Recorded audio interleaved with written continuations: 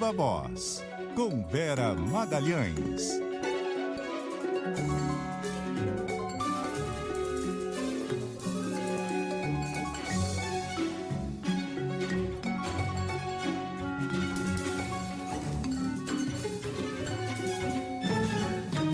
Vera Magalhães, muito boa noite, tudo bem? Oi, Débora, tudo bem? Boa noite para você, para Carol, boa noite para os ouvintes, também para quem está nos assistindo. Oi, Vera, boa noite. Vamos saber quando é que os projetos de lei que vão tentar reverter as perdas do governo podem ser pautados na Câmara. Larissa Lopes tem mais informações ao vivo. Oi, Larissa. Oi, Débora. Olha, a expectativa é que isso ocorra na semana que vem, viu, Débora? Porque o Congresso deve se debruçar, então, já na semana que vem, sobre as medidas que serão enviadas pelo governo para cortar os gastos. A revisão de incentivos fiscais deve ficar para uma segunda etapa. Então, o governo já sinalizou que deve levar ao Congresso, na próxima semana, a proposta para repor a receita, isso após a derrubada da MP alternativa à elevação do IOF. Num primeiro momento, então, o projeto deve ser apresentado no intuito de repor as perdas e depois as isenções tributárias vão ser revistas. Lembrando que o Planalto corre contra o tempo para fechar o pacote fiscal para que, assim, o orçamento do ano que vem possa ser votado, já que já foi adiado, né, isso algumas vezes. De acordo com lideranças do governo, o pacote que será apresentado prevê a taxação de bancos, bets e também fintechs. Tem até um apoio da oposição e também do Centrão no que diz respeito à elevação da taxação das bets para até 24%, como já se fala também nos bastidores. Em relação às isenções, a ideia é diminuir a renúncia fiscal em 10%. Hoje, o presidente da Câmara, Hugo Mota, afirmou que a casa vai priorizar, então, na semana que vem, o avanço das propostas de corte de gastos. O governo está decidindo o veículo que vai usar nessa questão para repor o que foi perdido lá na MP 303. O governo deve apresentar até semana que vem a saída. Queremos também avançar nessa pauta do corte linear nas isenções tributárias. Então, as isenções devem ficar para outra semana. O líder do governo na Câmara, José Guimarães, hoje também, ele disse que as medidas de corte devem entrar em projetos que já estão mais adiantados na casa, como, por exemplo, o que torna crime hediondo a adulteração de bebidas, isso após toda a crise do metanol. E tem outra proposta sobre valores de bens, que é relatado por Juscelino Filho. Mas o líder, ele até defendeu que esse pacote do governo seja inserido no PL, que já tramita em regime de urgência, esse da falsificação de bebidas. A medida provisória do governo, que acabou caducando porque foi derrubada por deputados, elevaria a arrecadação do governo em 51 bilhões de reais, contando este ano e também o ano de 2026. Débora. Obrigada, Larissa Lopes, pelas informações. Vera, colocar esses pontos em projetos que já estão em andamento, isso ajuda? Acho que não. Eu não vejo o que uma proposta que precisa enfrentar os vários buracos que existem na meta fiscal, na proposta, né, de arcabouço fiscal e, portanto, na meta que ela prevê, possa entrar no meio de um projeto sobre falsificação de bebidas, enfim, tá tudo muito confuso. O governo tinha prometido para a semana passada, depois tinha prometido para essa semana e nada de vir uma proposta. A gente sabe que algumas das coisas que estão em discussão, elas, inclusive, não são vistas pelos órgãos de controle, como o Tribunal de Contas ou a própria assessoria financeira do Senado e da Câmara como factíveis, como viáveis, porque elas contrariam o que diz a própria proposta do arcabouço fiscal. Então, o governo deveria mandar uma coisa orgânica, organizada, clara, do que ele quer fazer para compensar a arrecadação que ele não conseguiu, primeiro com o IOF, depois com a medida provisória, para que se tenha clareza, inclusive na sociedade, inclusive entre os economistas, entre todo mundo que está fazendo conta, que está olhando para o fiscal com preocupação, porque isso dita aí decisões de investimento, dita decisões a respeito de como o país é visto, inclusive em relação à sua capacidade de pagar a dívida, de ser fiscalmente responsável. Tudo isso tem que estar mais claro. Eu acho que pegar e fazer puxadinho em propostas que já estão no Congresso é um jeito de começar errado de novo um negócio que já está bem enrolado. E a gente sabe que também tem as negociações de bastidor, né, Vera? Por exemplo, ontem teve reunião do presidente da Câmara, Hugo Mota, com a ministra Gleice Hoffmann, representantes do PP e outros parlamentares. E aí a pauta é aquela cantilena de sempre, né? Porque o PP diz que vai apresentar novos nomes para preencher os cargos do segundo escalão que foram mudados pelo governo aí recentemente. Então muda, mas não muda tanto, porque entram indicados do PP ali no lugar, demanda por liberação de emenda. É assim que funciona, né? Mas veja, partidos que estão falando em cair fora, estão falando que tem um prazo limite para os seus integrantes deixarem o governo, ou seja, publicamente posam de valentões, não queremos nada com esse governo, e nos bastidores negociam nessa base. O governo está com a corda no pescoço, precisa aprovar vários projetos muito delicados até o final do ano. Um deles é esse que vai tentar fazer possível cumprir a meta fiscal do ano que vem. O outro é o do imposto de renda, e a gente vai ver que nem tudo é céu de brigadeiro na discussão desse projeto. E o outro orçamento. Se a gente lembrar que esse ano o orçamento foi votado lá em abril, a gente sabe que também não é uma coisa simples, principalmente com esses buracos que até aqui a gente tem e com as demandas de um ano eleitoral. Então, acho que o governo tem que estar articulando melhor. Não pode ficar tudo nas costas da ministra Gleice Hoffmann. A equipe econômica tem que estar de corpo e alma nessa negociação, e o próprio presidente da República tem que afinar ali os ponteiros com os presidentes das duas casas, afinar os ponteiros do que é possível atender aos partidos e o que interessa ao governo atender a partidos que cobram muito e entregam muito pouco. Então, essas duas partes da definição política do que se quer atender e a definição econômica de para onde vão apontar essas medidas, elas têm de estar juntas, muito azeitadas e com a coordenação por cima do próprio Lula. Vamos para um outro assunto, que na verdade tem a ver também, né? A tramitação do projeto do imposto de renda, que é super importante para o governo, é prioritário. E o relator no Senado, o senador Renan Calheiros, que a gente já vem dizendo aqui que é adversário político do relator na Câmara, né, deputado Arthur Lira. E agora o Renan está cobrando do governo um relatório sobre os impactos orçamentários depois da tramitação do texto na Câmara. Ele diz que o projeto deixou de ser neutro do ponto de vista fiscal, está apontando aí que tem um impacto, diz que esse número pode ser maior do que o apontado pelo governo. O Arthur Lira diz que não, que priorizou a questão da neutralidade fiscal, mas o Renan está aí cobrando o governo, dizendo que o governo precisa colaborar. A gente tem um trecho da fala dele. O governo precisa pelo menos colaborar, senador Wagner. Eu estou cobrando que a Fazenda mande os números do projeto, porque a Fazenda anunciou, quando mandou o projeto, que o projeto era neutro. E depois das modificações da Câmara, que afetaram quase 30 bilhões de reais,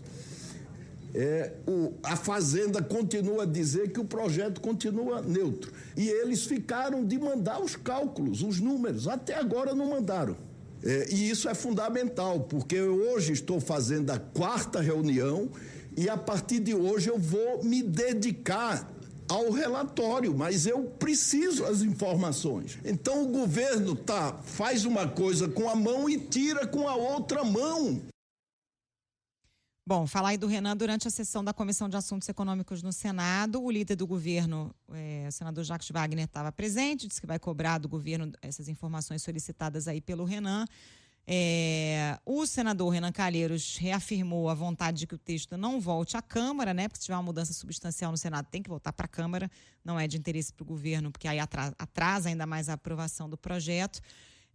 Mas o Renan disse que isso pode acontecer, que vai trabalhar com responsabilidade e que o acordo que o Senado fará não será para arrebentar arcabouço ou equilíbrio fiscal. Ele tem uma bela parte de razão ao cobrar esse impacto do que foi mexido na Câmara. Isso deveria ter sido refeito imediatamente depois da aprovação na Câmara e mandado junto com o projeto para o Senado. E me chamou muito a atenção, não sei se o nosso ouvinte vai lembrar, ou mesmo vocês, que na época da aprovação eu falei, bom, o governo vai ficar preocupado com o que foi retirado do projeto. E aí eu falei com fontes na Fazenda que falaram assim, não, tá tudo certo, ficou bom desse jeito, tinha uma gordurinha. Mas quando eles apresentaram o projeto, não falaram que estavam mandando com gordurinha, falaram que estavam mandando o que era necessário arrecadar para fechar a meta fiscal. Então, o Renan tem razão. Olha, foram tirados quase 30 bilhões do que estava previsto inicialmente. Qual o impacto disso? Agora ele continua neutro do ponto de vista tributário? Vai precisar taxar a maior em algum outro lugar? Isso deveria ter acompanhado o projeto. Mas também é verdade que o senador Renan Calheiros está querendo esticar um pouquinho a permanência desse projeto nas suas mãos, porque ele é um projeto que rende manchete, porque ele é um projeto que a imprensa cobre todos os dias, pela clara oposição entre ele e o Arthur Lira, ou seja, ele sempre vai dar um jeito de dar uma alfinetada no trabalho que seu principal inimigo fez ali na Câmara. Ele vai querer mudar alguma coisa para deixar a sua marca pessoal no projeto, mas isso pode inviabilizá-lo. Então, de novo, é um caso em que cabe ao governo aparar as arestas.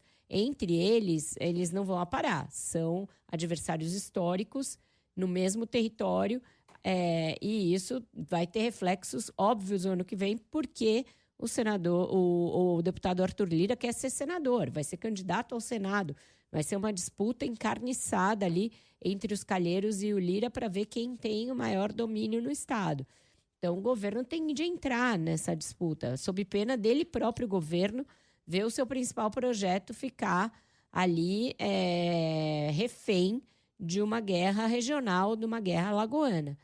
Então, já demorou para mandar esse cálculo de impacto e já demorou para ter uma conversa com o senador Renan Calheiros. É um aliado.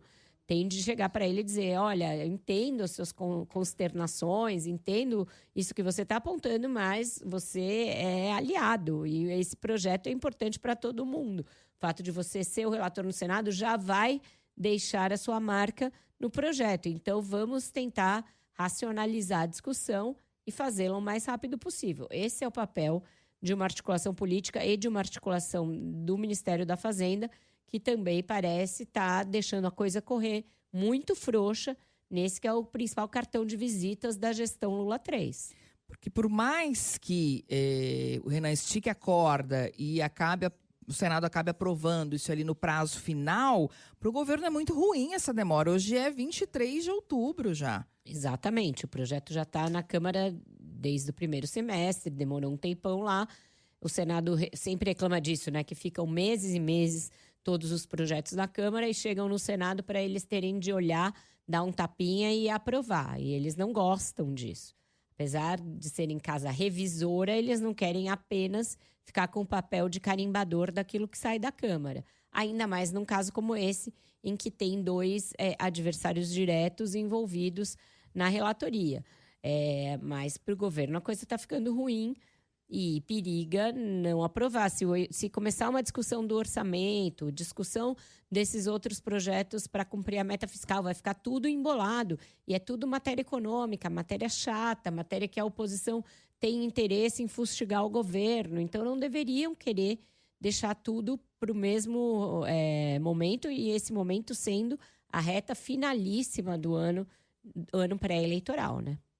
Vamos falar de inflação, isso porque o presidente do Banco Central, Gabriel Galípolo, também está na Indonésia e durante a participação no Fórum Econômico Indonésia-Brasil hoje, ele disse que a inflação acima da meta também tem sido um incômodo para o Banco Central. Galípolo acrescentou que, de forma gradual, já é possível perceber um movimento de desinflação no Brasil, fruto da política monetária mais restritiva. A inflação e as expectativas seguem fora do que é a meta. Isso é um ponto de bastante incômodo para o Banco Central, mas nós estamos falando de uma inflação que está num processo de redução e retorno para a meta, em função de um Banco Central que vem se mostrando sempre bastante diligente e tempestivo no combate a qualquer tipo de processo inflacionário. O presidente do Banco Central disse ainda que a instituição deve manter a taxa de juros em 15% ao ano por mais um tempo, como vem sinalizando, inclusive, né? Em prol de garantir que a inflação volte gradualmente ao centro da meta, sem prejudicar o desempenho da economia. Galípolo disse também que a inflação fora da meta leva a autoridade monetária a permanecer com uma taxa de juros num patamar elevado e restritivo por um período prolongado. Se justificando, né? Recentemente, o ministro da Fazenda, Fernando Haddad, tem elevado o tom sobre a política monetária do Banco Central. Inclusive, numa entrevista à Globo News essa semana, ele voltou a afirmar que a taxa de juros está em um nível excessivamente restritivo. O governo sabe que esse é um dos principais obstáculos, né, à permanência dos juros no patamar em que eles estão para um crescimento robusto nesse ano e no ano que vem, que é o ano eleitoral, e para que a economia gire de um jeito que as pessoas tenham uma percepção de melhora da sua capacidade de renda, da sua capacidade de contrair financiamento, etc. Então, faz tempo que qualquer conversa que você tem em Brasília com autoridades da equipe econômica, a preocupação com os juros, ela aparece mais fortemente. A gente lembra que lá no começo do governo tinha uma pressão muito grande em cima do Roberto Campos Neto, vinda principalmente do PT, da ala política, que a Fazenda ficava um pouco apartada disso. Mas agora está começando já um incômodo o fato de que já há muitos meses, desde o início do ano, você tem alguém nomeado pelo Lula para a presidência do Banco Central, que é o Gabriel Galípolo. Tinha uma expectativa nunca confessada, mas que era implícita ali, estava nos bastidores, de que passados os primeiros meses, né, em que você ainda poderia culpar uma herança do Campos Neto, começasse um recuo da taxa de juros. Mas a permanência da inflação, mesmo com esse remédio amargo dos juros, ou seja, ela vai cedendo, mas cedendo muito mais lentamente e muito menos do que se esperava, obriga o Banco Central a manter a política restritiva por mais tempo. Então, aí você tem uma corda esticadíssima. São duas pessoas que eram aliados. Vamos lembrar, o Gabriel Galípolo foi nomeado pelo Fernando Haddad seu número 2. Era número 2 da Fazenda quando ascendeu à presidência do Banco Central. Então, se esperava que ali eles fossem meio jogar de ouvido, mas só que a cadeira em que o Galípolo está é outra, uma cadeira que obriga uma preocupação com a taxa de inflação. O principal mandato do Banco Central é manter a inflação dentro da meta. Então, eles têm objetivos hoje que são diferentes. E por mais aliados que sejam, esses objetivos vão pautar a atuação de cada um deles. Eu imagino como devam estar as conversas ali de pé de ouvido lá nessa viagem para a Ásia, porque o Galípolo está na comitiva do presidente, deve estar sofrendo todo tipo de pressão ali, nada velada, para enfrentar essa questão dos juros. Mas não tem como, não é uma decisão dele, é uma decisão colegiada, como se sabe, e é uma decisão que depende muito da taxa de inflação colaborar, e ela não está colaborando na medida em que seria necessário para que se começasse a baixar os juros agora. Então, acho que o governo vai ter que entender que vai conviver com os juros nesse patamar por mais uns meses e que quando ele baixar, vai baixar aos poucos. A expectativa maior do mercado é que lá pela inflação, lá pela eleição, aliás, desculpe, lá pelo fim do ano, os juros estejam em algo como 12,5%, ou seja, uma taxa ainda alta no período eleitoral. Então, essa queda de braço, essa cobrança vai prosseguir e deve até mesmo ganhar mais força no ano eleitoral.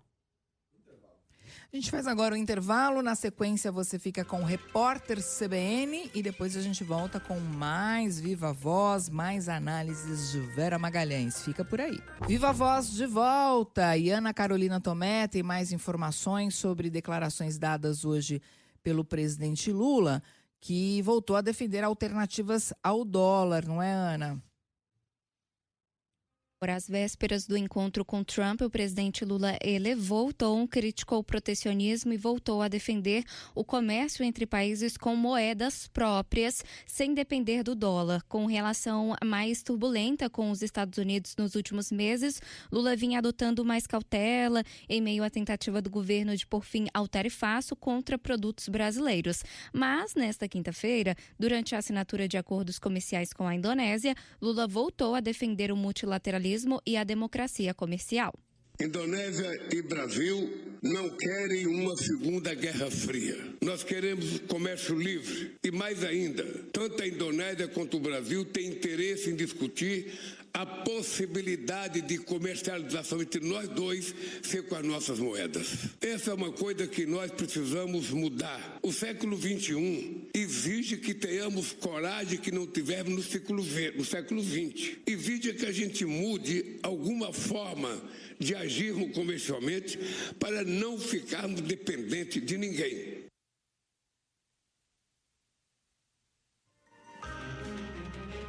Oi, Ana. Ana caiu?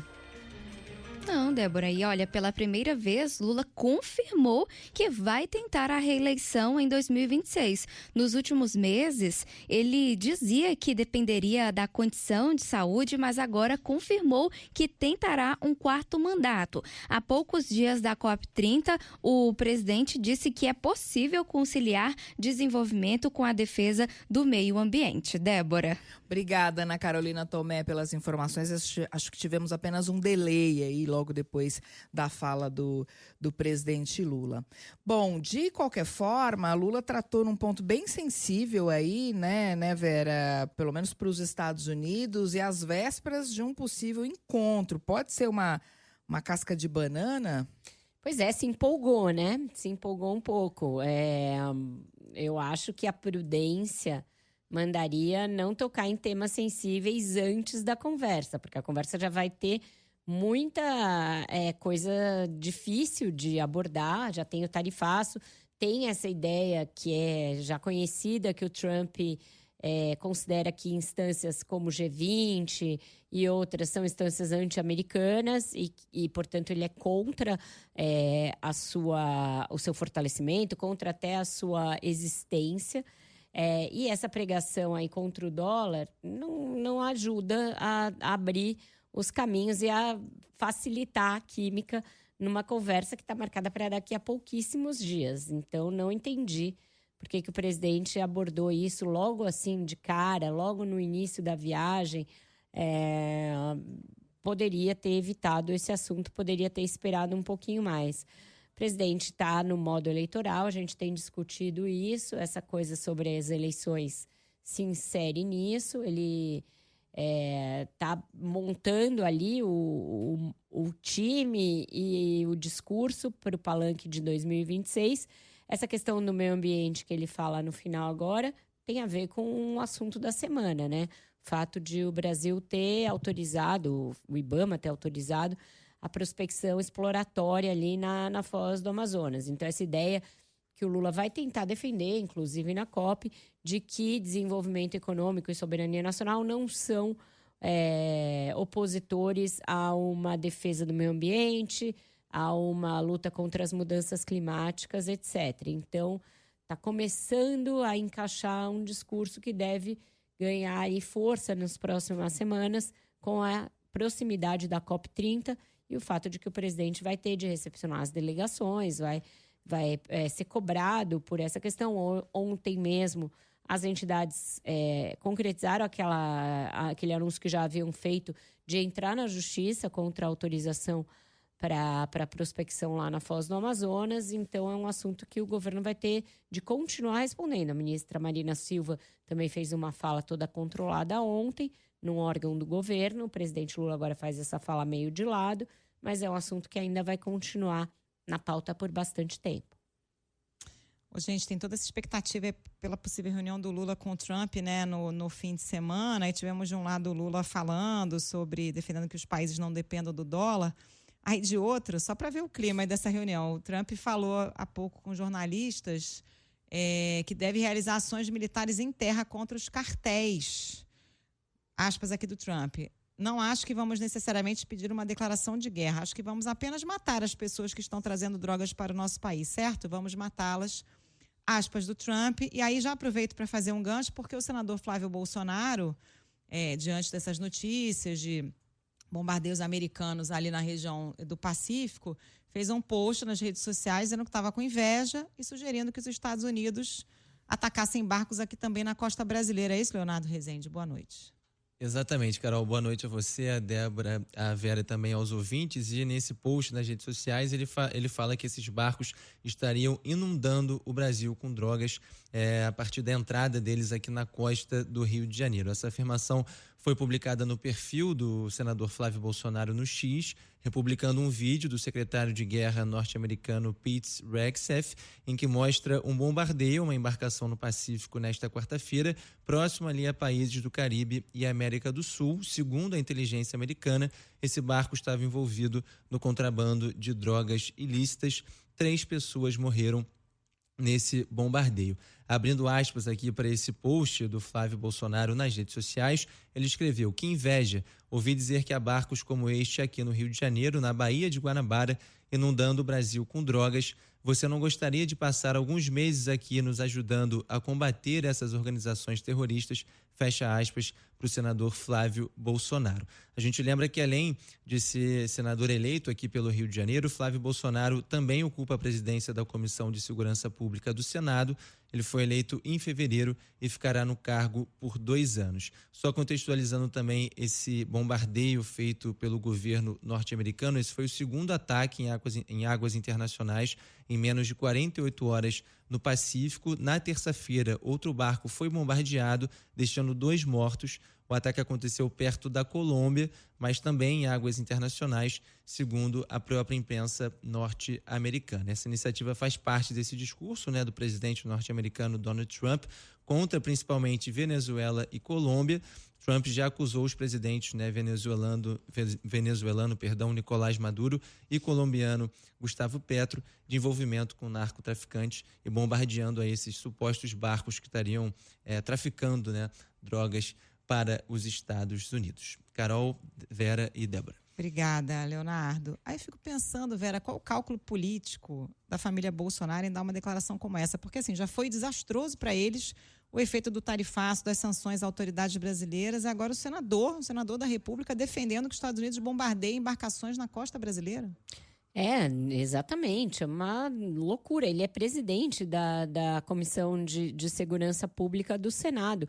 O governador do estado, que seria ali o alvo do bombardeio, é um aliado. É o governador Cláudio Castro, bolsonarista, eleito na mesma chapa em que estava o presidente Jair Bolsonaro em 2022. É incompreensível o que se pretende com isso, né? Uma clara exortação da afronta à soberania nacional, que um país estrangeiro venha atuar no território brasileiro, bombardeando embarcações, porque ele ouviu dizer, eu acho que essa é uma parte importante do post dele, ouvi dizer que há embarcações desse tipo aqui na costa brasileira também. Que inveja, isso tudo em inglês, para ainda ser mais subserviente ainda a outro país. Quer dizer, é um desastre. Acho que ele resolveu ficar numa competição com o irmão para ver quem é mais brother do governo norte-americano. Quando se discute já com preocupação essas incursões americanas na costa de outros países, ele quer o mesmo em relação ao Brasil. Realmente... E esse é o pessoal que fala que precisa de anistia para pacificar o país, tá? Dizendo que está com inveja e, por favor, implorando para um outro país vir bombardear a costa do Brasil. Muito bom. Intervalo, na sequência tem Tiago Bronzato. Viva Voz está de volta e está com a gente na linha o diretor da sucursal de Brasília do Jornal Globo, Tiago Bronzato. Boa noite, Tiago. Boa noite, Vera. Boa noite, Débora. Boa noite, Carol. E boa noite aos ouvintes. Oi, Tiago. Boa noite. Tiago, o Lula mal pôs os pés lá na Ásia e já enfatizou que é candidato à reeleição. De que maneira essa skin eleitoral está moldando todas as ações do presidente nas últimas semanas e também deve pautar a viagem, inclusive o encontro com o Donald Trump? Pois é, Vera, lá no Palácio Planalto tem uma metáfora envolvendo o cafezinho para ilustrar o momento atual do presidente. Eu não sei você, Vera, Débora, Carol, vocês gostam do café como? É puro, com açúcar, com adoçante? Com adoçante e forte, não aquele café fraco que eles servem lá no Palácio do Planalto. O meu é forte e sem açúcar. Eu sou do time do adoçante também. Pois é, mas o que eu tenho ouvido lá é que não é possível agradar as pessoas e todo mundo servindo um café com pouco açúcar, porque quem gosta de café puro não vai gostar do café com pouco açúcar, e quem gosta do café com muito açúcar não vai gostar do café com pouco açúcar, ou seja, não dá para ter um presidente servindo dois senhores ao mesmo tempo, né? O público moderado e o radical. Gente, a polarização até no café, é isso? Exatamente. Tô chocada. Nem o café foi poupado da polarização. Não foi. E seguindo essa lógica, o Lula, ele não só confirmou hoje a candidatura à reeleição, como ele também oficializou a skin de campanha dele, como você bem falou, né? Ele já vinha fazendo alguns gestos eleitorais há um tempo, mas ele deu um passo além, né? E que eu tenho ouvido também é que, assim, que o Lula, em modo eleição, deve acentuar cada vez mais o discurso dele, né? Porque o raciocínio que se faz no Planalto é que não adianta ficar no meio do caminho, construir um discurso para conciliação, unir o país numa frente ampla. Tudo isso já cedeu terreno para uma retórica do confronto do nós contra eles, né? E esse discurso do nós contra eles tem gerado dividendos eleitorais, né, na variação do Planalto. E por isso a estratégia do Planalto é atacar o mercado financeiro, super ricos, né, preencher esse espaço que foi ocupado pela direita quando ascendeu no Brasil e no mundo com a retórica antissistema. Então, o Lula eleitoral que vamos ver daqui em diante, ele deve insistir mais em pautas como tarifa zero, redução da jornada de trabalho, taxação dos mais ricos, né? E se ele não conseguir viabilizar tudo isso, ele vai dizer que tentou, mas os outros não deixaram, né? Ô, Tiago, você acha que esses vídeos que têm circulado, o Lula dando as corridinhas, sabe, nos eventos, dando um pinotinho, você acha que isso tem a ver com o interesse, né, do governo passar essa imagem de que ele realmente está bem de saúde, está com energia? Sim, foi o que ele disse hoje, né? Que ele está cheio de vigor, está cheio de energia, né? Que é o Lula ali dos 30 anos, né? Mas a energia que ele quer transparecer também vai se refletir ali no governo dele, né? Ele está colocando ao lado dele ali um político jovem como o Guilherme Boulos, né, que acabou de assumir a Secretaria-Geral da Presidência, né, e o Boulos já assume falando que vai colocar o bloco do governo nas ruas, né. Então, esse dinamismo do presidente, né, ou pelo menos esse dinamismo que ele tenta transparecer, a gente vai ver também refletido ali na equipe do entorno dele, tendo a Gleisi, ex-presidente do PT também como articuladora política e como uma pessoa militante que vai defender o governo, que vai bater nas redes, né? Ou seja, o Lula está montando ali o QG de campanha para a reeleição dele, 2026, dentro do Planalto. E o que me chama a atenção é que, assim, que o curioso é que o Lula agora está tentando ocupar um espaço que foi justamente o ponto de partida dele, né? O outsider que enfrenta as forças que não deixam o país avançar, né? Só que dessa vez, curiosamente, o Lula está inserido dentro do sistema, né? Quero ver como que ele vai conseguir aliar a política com esse discurso. Não vai ser só preparo físico, né? Não é só disso que ele vai precisar. Agora, Tiago, em relação à expectativa do encontro entre Lula e Trump, hoje Lula deu uma declaração falando de comércio sem dólar, que é um tema bastante sensível. A gente está vendo essas incursões dos Estados Unidos também já chegando ao Pacífico. Essa questão com a Venezuela deve ficar de fora mesmo ou não vai ter jeito? Vai ter de entrar também nessa conversa? Se ela acontecer, né? Porque ainda estamos na expectativa. Sim, os bastidores que a gente tem ouvido aqui é que tudo deve caminhar para o encontro entre o presidente Lula e o presidente americano Donald Trump no domingo de manhã, por volta das 6, 7 da manhã, né? Eu acho que tem muito, assim, uma boa vontade dos dois países, né, assim, de chegarem, mais do Brasil até, de chegar a um entendimento, né, na expectativa ali no Itamaraty.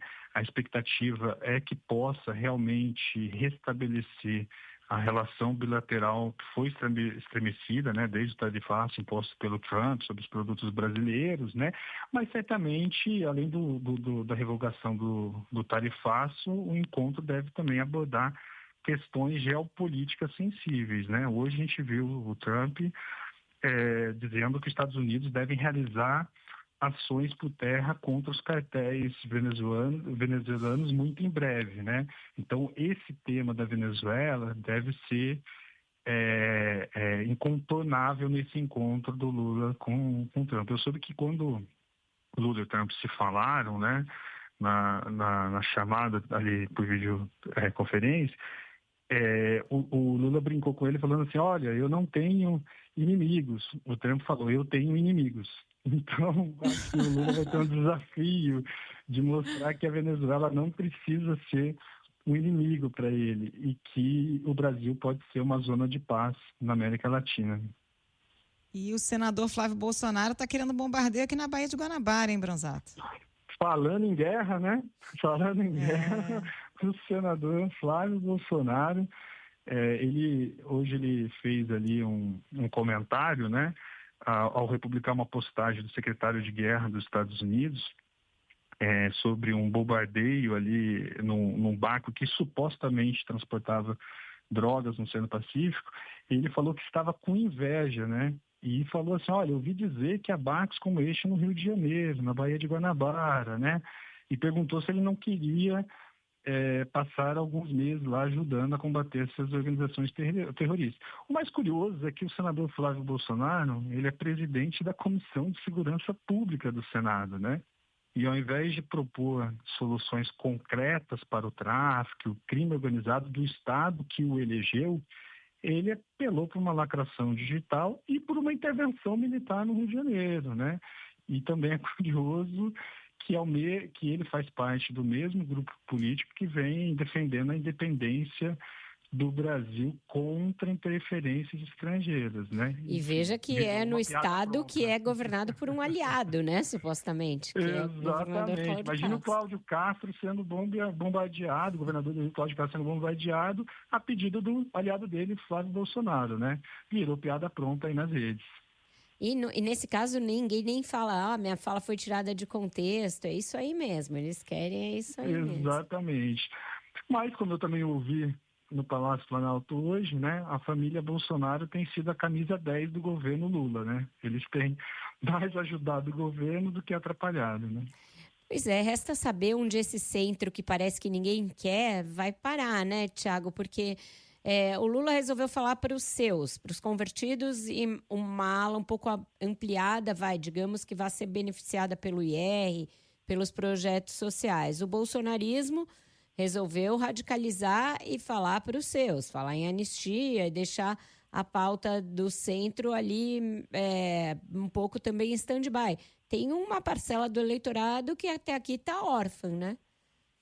Exatamente, e esse clima deve continuar daqui até 2026, assim, é só com a diferença de que a direita, quem está do outro lado, né, na oposição do governo, ainda está patinando, né, velho, assim, a gente vê ali muito bate-cabeça como esse próprio aí do senador Flávio Bolsonaro, né, que às vezes também se coloca ali como uma opção para candidato a presidente da direita, né, embora não tenha condições aí de viabilizar a sua candidatura com apoio do centro, mas é isso. Do outro lado, tem uma direita ali que está patinando, que está à espera também do desfecho do processo da trama golpista e da condenação em trânsito e julgado do ex-presidente Jair Bolsonaro.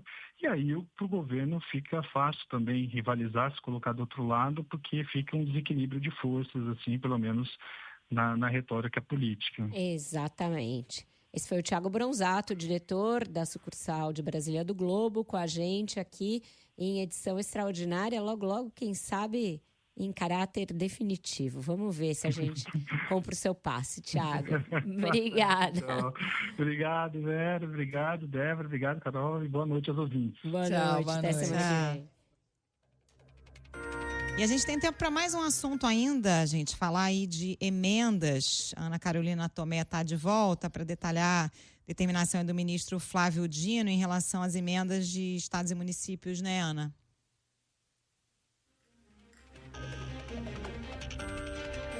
Oi, Ana, nos ouve? Sim, boa noite. O ministro Flávio Dino do Supremo Tribunal Federal determinou nesta quinta-feira que estados e municípios também terão que adotar medidas para garantir maior transparência e rastreabilidade na execução de emendas por deputados estaduais e vereadores. Para a execução desses recursos em 2026, os deputados estaduais e vereadores terão que seguir as mesmas regras que já existem para deputados e senadores. Os valores só serão liberados após o cumprimento das regras. A determinação foi anunciada ao término de uma audiência pública no STF. Dino disse que ainda neste ano os tribunais de contas estaduais devem estabelecer a forma de adaptação local das regras federais. Segundo o ministro Flávio Dino, apenas 3 das 27 unidades da federação divulgam hoje informações completas sobre as emendas. Ele cobrou apoio dos tribunais de contas estaduais para garantir transparência das emendas. Porque são 27 unidades estaduais, contando com o DF, e 5.569 municípios. Evidentemente, é impossível ao Supremo dar conta de tudo isso e mais das realidades regionais. Então, para a execução orçamentária de 2026, portanto, ainda nesse ano, os tribunais de contas dos estados têm o dever de, no âmbito da sua competência, com acompanhamento dos ministérios públicos, regulamentar a adaptação ao modelo federal. Em março de 2026, haverá uma nova audiência pública no STF para fiscalizar o cumprimento da determinação por parte dos tribunais de contas estaduais. É com você. Obrigada, Ana. Vamos ver como é que vai ser a reação aí em estados e municípios, né? Claro que todo mundo tem que ter transparência, mas o ministro Flávio Dino apertou aí o controle. Ele, quando pegou esse caso, deixou claro que não ia ficar passando pano e aceitando algo próximo àquilo que foi acordado. Foi acordado lá atrás, ainda pela ministra Rosa Weber. Teve, de fato, um acórdão estabelecendo quais são as regras para essa transparência e já houve muitos aditamentos a essa decisão, muitas tentativas de adequar as emendas ao que foi definido, mas o Congresso sempre tenta encontrar uma brecha para escapar. Dificilmente o ministro Flávio Dino vai afrouxar esse torniquete, ainda mais no ano eleitoral, quando a tendência é que essas emendas virem compra de voto na veia, e ele vai ficar de olho, vai continuar de olho, não tem como escapar disso daí. É o terror do Congresso. Você vai lá e acho que se fizer uma pesquisa de uma das pessoas mais impopulares, principalmente na Câmara dos Deputados, o Flávio Dino vai ganhar com uma larga margem de vantagem. Talvez não tenha nem segundo turno. E não deveria ser diferente, né, gente? A gente está falando de dinheiro público, é o nosso Exatamente. dinheiro que, teoricamente, as emendas, elas devem ser utilizadas justamente para melhorar a vida do cidadão, de quem está na ponta, para a elaboração de políticas públicas. E se a gente não sabe para onde está indo, isso é um problema muito sério mesmo. Veroca, obrigada, viu? Beijo, até amanhã. Amanhã, sexta-feira, semana acabando, é dia de resumo. Resumão da semana, amanhã, e sempre também olhando se tem alguma novidade do dia. Vamos ver. Até mais, meninas. Até amanhã. Beijo, até amanhã. Beijo, Vera.